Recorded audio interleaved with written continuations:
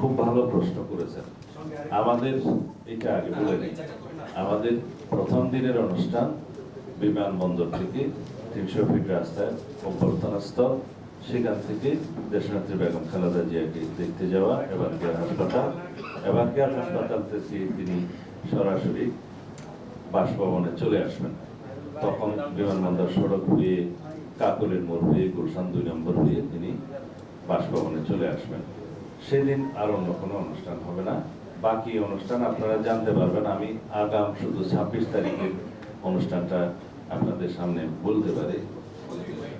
মাসিস বলে ফেলেছি 26 তারিখ।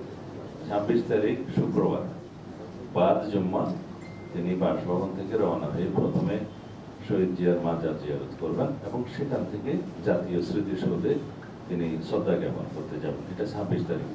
27 তারিখের প্রোগ্রাম আপনারা পরে জানবেন।